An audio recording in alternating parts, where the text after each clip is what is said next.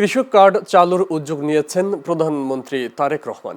যত দ্রুত সম্ভব ফ্যামিলি কার্ডের মতো পাইলট প্রকল্প আকারে কৃষক কার্ডও চালু করা হবে বলে জানিয়েছেন তথ্য ও সম্প্রচার মন্ত্রী জহির উদ্দিন স্বপন।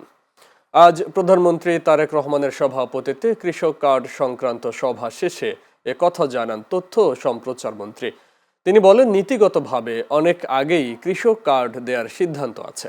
বাস্তবায়নের বিষয়ে আলোচনা করার জন্য আজ বৈঠক অনুষ্ঠিত হয়।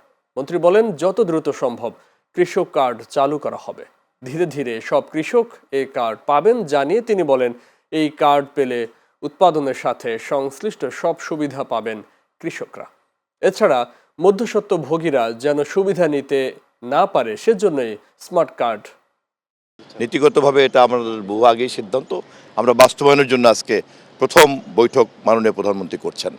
ইনশাল্লাহ যত দ্রুত সম্ভব আমরা ফ্যামিলি কার্ডের মতোই কৃষক কার্ডের পাইলট প্রজেক্ট শুরু হতে যাচ্ছে। আমাদের মাননীয় প্রধানমন্ত্রীর নির্দেশ এবং তার পরামর্শ হচ্ছে যত দ্রুত সম্ভব এটা করা যায়।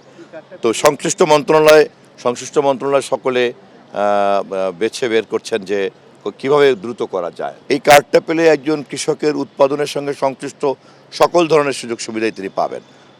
যেমন ধরেন তাকে আপনার কৃষি জ্ঞান, কৃষি যন্ত্রপাতি সহজলভ্য করা, তাকে আপনার সার, কীটনাশক, বীজ, কৃষি উপকরণ যে কোনো ধরনের সহযোগিতা তাকে করা।